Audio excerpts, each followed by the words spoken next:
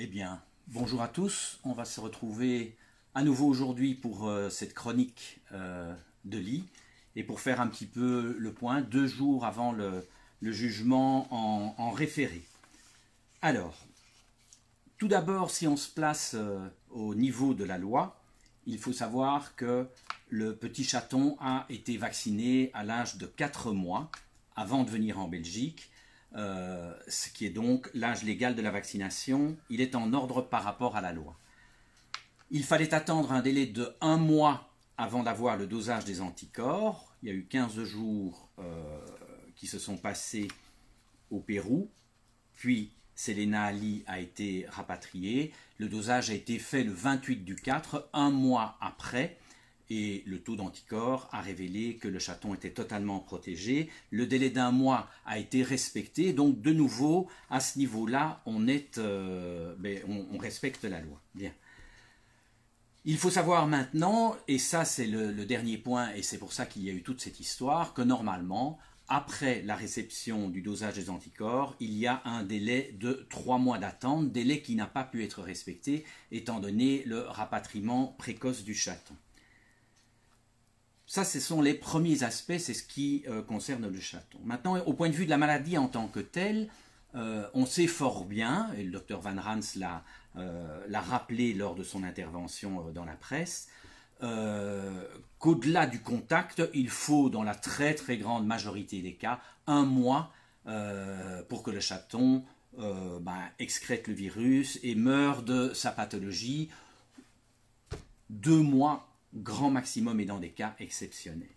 Bien, c'est d'ailleurs pour cela qu'au niveau légal, on prend encore 1 mois de sécurité et qu'on demande donc ces 3 mois pour être tout à fait dans un cadre dans lequel il n'y a aucun risque, tout le reste sont des exceptions qui n'existent pratiquement pas. Bien. Pour le petit chaton Lee, quand on voit tout son historique, il est déjà depuis 4 mois en contact étroit, soit avec la population humaine au Pérou, soit avec sa maîtresse, puisqu'il vit déjà directement ou indirectement en confinement, qu'on l'accepte ou non, avec sa maîtresse depuis plus de 3 mois. Donc ce chaton n'a pas pu transmettre de rage pendant ces 4 mois, pendant ces 3 mois. On peut donc en toute logique et au-delà de l'aspect légal et de l'application, je dirais, aveugle de la loi, se dire qu'avec son historique, il n'a contaminé personne contre la rage, il est totalement protégé puisqu'il a 20 fois le taux d'anticorps, donc il ne comporte aucun risque pour la population humaine. Bien, maintenant, que va-t-il se passer? Donc on va avoir un jugement en référé ce vendredi. Par rapport à ce jugement, si ce jugement se fait selon le dépôt de plainte et au moment du dépôt de plainte, il se fait selon des critères qui sont des critères du passé. Donc ces critères s'appliquent peut-être au passé, mais ne sont plus vraiment d'actualité maintenant. Faudrait-il donc à ce moment-là envisager un premier jugement pour le passé et devoir refaire un deuxième jugement pour le présent? Ça devient un petit peu ubuesque. Ce jugement devrait être rendu au vu des événements qui se sont déroulés par rapport à la maîtresse et sa désobéissance civile, mais ne concerne absolument pas ce petit chat qui, finalement, n'a rien demandé à personne, sinon de vivre, aimer et en Belgique avec sa maîtresse. Si maintenant on juge le présent, et qu'on juge le présent par rapport à ce petit chat, donc il y a effectivement la loi, et puis il y a l'évolution clinique de la maladie. Donc sur base des contacts, il est évident que n'ayant eu aucun enragé depuis les 4 mois que ce chat est en contact avec la population humaine, il ne comporte aucun risque pour la population humaine. La Belgique ne doit donc rien craindre de ce côté-là. On ne risque pas une nouvelle pandémie avec ce chaton en Belgique. Ce chaton est tout à fait sain. Bien. Reste alors l'application de la loi. Donc ces 3 mois de confinement en post-vaccinal, puisque la prise de sang et les résultats ont été obtenus vers le 28 du 4, si j'ai bonne mémoire. Le confinement légal au niveau de la Belgique devrait être fait jusqu'au 28 du 7. On sait depuis lors que le Pérou est prêt à accepter ce chaton lui en appliquant les 3 mois depuis la période de vaccination, ce qui veut dire qu'il ne demande finalement une quarantaine que de 15 jours si le chaton retourne au Pérou. Voilà, là on a terminé avec ce qui sont les aspects légaux. Maintenant, qu'est-ce qui va se passer avec ce petit chaton ? On a notre ministre du Carne qui se félicite de la décision prise depuis le Pérou, décision qui semblait acquise dès le départ. Pour le reste, il y a eu un peu des quiproquos, je ne rentrerai pas dans ces détails, je ne suis pas au courant de la situation et ça m'intéresse relativement peu. Moi, ce qui m'intéresse, c'est ce chaton, ce qui va se passer pour ce chaton et pour sa maîtresse. Bien. Si le confinement est mis en place, on va avoir plusieurs possibilités. Première possibilité, exit vers le Pérou. Ce petit chaton va être embarqué dans un avion, il va retourner 15 jours au Pérou et il va revenir évidemment en Belgique après avoir achevé son confinement au Pérou. C'est peut-être beaucoup de tralala, alors qu'il y a malgré tout dans la loi et dans ce qui a été mis à la disposition du ministre, pas mal d'alternatives ici. Première alternative, bon, pourquoi on pourrait faire une échappatoire? Pourquoi ne pas envoyer une lettre à l'ambassade du Pérou et demander que ce petit citoyen péruvien fasse ses 15 jours au sein de l'ambassade du Pérou selon des dispositions à en prendre? Bon, c'est peut-être une fiction, mais pourquoi pas? La deuxième possibilité, eh bien, le professeur Van Rans a proposé que le chaton soit hébergé en Belgique, donc toujours en restant en Belgique, mais cette fois-ci au sein de l'université de la KUL et sous surveillance donc dans le département de virologie. C'est pas très difficile à organiser, on a des gens très compétents qui s'en occuperaient, donc pourquoi pas? La troisième proposition, et c'est en fait quelque chose qui est fait régulièrement dans des conflits comme celui-là, et puisque de toute façon ce chat n'est absolument pas contaminant et que de toute façon il est déjà depuis 3 mois avec sa maîtresse et 4 mois avec des êtres humains, on pourrait organiser ce confinement chez la maîtresse avec la visite d'un vétérinaire, donc une visite régulière attestant toujours et jusqu'à une date à fixer par l'AFSCA que ce chaton n'est pas un risque pour la population belge. Donc voilà. La Belgique est connue à l'étranger pour 2 caractéristiques, sa capacité à faire des compromis, sa capacité à faire des histoires belges. Et bien là, je pense que dans le compromis, l'AFSCA et M. Ducarme ont suffisamment de propositions sur la table pour éviter que ce confinement ne s'achève par une seconde histoire belge. Alors, concernant la première histoire belge, et il y a eu tellement de gens qui ont demandé que je vais quand même faire la lecture de cet article qui est paru, comme vous le savez, sur la Libre Belgique, qui est paru également au Vif l'Express, et qui a été distribué à un très grand nombre de personnes et qui raconte un petit peu une histoire belge. Donc, il faut tuer le chaton Lee et sa maîtresse. Le chaton Lee se trouve bel et bien pris en otage dans une affaire qui ne le concerne plus. Sauf qu'à la clé, c'est sa tête qui est exigée par un ministre belge, du Carme en l'occurrence, et son administration, pour ne pas la citer, l'AFSCA. Un bref rappel historique. Ce petit chat, né au Pérou dans une région où aucun cas de rage n'a été déclaré ni pour des chats ni pour des chiens depuis plus de 10 ans, a été accueilli le 10 février dernier dans un cat club péruvien. C'est un endroit typique du pays. Les gens s'y rendent pour adopter des chats. Il y est contrôlé à son arrivée, vacciné typhus coryza, par un vétérinaire local. Du 10 février au 29 mai, cela fait à peu près 4 mois que Lee vit en contact étroit avec des humains. Aucun d'eux n'est devenu enragé. Le 10 mars, Lee fut adopté par une jeune Belge, Selena Ali, qui le fit aussitôt vacciner contre la rage. C'était la période pour le faire au niveau légal. Elle l'entoura très vite de toute son affection. Cela fait à peu près 2 mois que Lee vit avec sa maîtresse. Confinée au Pérou, mademoiselle Selena Ali apprend qu'elle est rapatriée vers le 5 avril. Elle n'a donc ni le temps d'effectuer le contrôle antirabique, ni celui d'observer les 3 mois de quarantaine imposés par la législation européenne. Elle demande une dérogation à l'AFSCA, vu la situation exceptionnelle liée à la pandémie de Covid.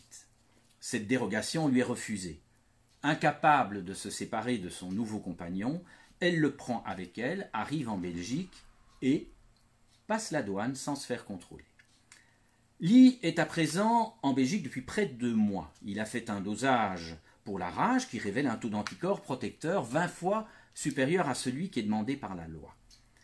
Hélas, il ne pouvait deviner qu'il avait attiré sur lui une menace bien plus dangereuse que ne l'est le virus, celle de l'AFSCA qui exige sa tête pour faire un exemple. On ne badine pas avec la rage. La façon la plus cruelle de punir la maîtresse de son incivilité est bien de tuer son chat. L'AFSCA justifie sa demande en agitant le spectre d'une nouvelle pandémie, celle de la rage, dont la Belgique est exempte depuis 2001. Cet argument, au vu de l'historique du chaton, n'est absolument pas crédible, comme l'affirment les vétérinaires, le docteur Bréchet et moi-même, dans leur avis de contre-expertise, ainsi que, plus récemment, le docteur Van Ranst. Cet éminent virologue proposait d'ailleurs d'accueillir le chaton en quarantaine dans son département de virologie à l'université de Louvain. Il apportait miraculeusement la pièce manquante au puzzle, un confinement sous haute surveillance, dans un environnement qui permettait d'isoler le chaton en offrant à l'AFSCA le confinement demandé pour assurer la protection de la population belge. L'AFSCA n'en tient aucun compte, tout comme il ignore l'avis des autorités académiques et de l'ambassadeur péruvien, attestant de l'absence de cas de rage pour les chats et les chiens de la région de Cusco. S'il y a des cas de rage dans le pays, ce qui est indéniable, tout mammifère est à risque, et les directives sanitaires doivent être respectées pour tous. Dans cet esprit, soyons cohérents, n'oublions pas l'homme. C'est un mammifère, lui aussi. Nous proposons donc, pour rester logiques dans nos décisions et éviter tout risque de contamination, que tout Péruvien suspect d'être porteur asymptomatique de ce virus soit vacciné, que ses anticorps soient contrôlés et qu'il observe une quarantaine de 3 mois confiné dans son pays avant de visiter le nôtre. Après tout, l'image de notre pays ne peut pas être mise plus à mal après la saga opposant l'I à l'AFSCA diffusée sur les chaînes télévisées au Pérou. Autant aller jusqu'au bout de l'égarement collectif. Comme nous le disons depuis le départ, le docteur Van Ranst confirme également qu'il est peu probable que le chaton de Selena soit porteur de la rage. Ce chat est vacciné depuis 2 mois, il est depuis 1 mois en Belgique et il est toujours en bonne santé. La période d'incubation chez le chat ne dépasse pas en général 3 à 8 semaines, il n'y a donc aucun risque aujourd'hui pour Miss Selena ou son entourage. L'AFSCA rétorque que la maladie est pernicieuse, qu'elle présente des formes sournoises et des contaminations qui pourraient se faire des mois, voire même des années plus tard. Pourquoi accepter alors, au terme d'une quarantaine légale de 3 mois au Pérou, des visiteurs, animaux ou humains, qui risquent encore de véhiculer ce fléau? Dans cette logique, nous devrions, me semble-t-il, appliquer à la maîtresse le même sort que celui réservé à son chat. Évitons qu'elle ne soit, elle aussi, à l'origine d'une pandémie en Belgique et tuons-la. Soyons belges jusqu'au bout, cultivons l'autodérision. Poursuivons ce raisonnement. L'euthanasie telle qu'elle est définie dans le dictionnaire est la suppression douce d'une vie destinée à abréger les souffrances d'un malade atteint d'une maladie incurable. Lui n'est absolument pas malade. Ce ne serait donc pas une euthanasie, mais une exécution, une peine de mort, pour Lee, pour sa maîtresse, certainement contaminée par Lee. La peine de mort n'existe plus en Belgique depuis 1996. Bien, Selena est sauvée. Mais Lee, n'est pas un humain, c'est un chat, pire, un objet selon le Code civil belge, soumis à d'autres lois que celles des humains. Il demeure donc condamné à mort. Reste alors à imaginer comment tuer un objet. Par définition même, une chose est déjà morte. Donc, parmi les objets, nous avons créé une sous-catégorie pour les êtres sensibles, les animaux, des objets vivants que l'on peut tuer, puisque ce ne sont pas des humains.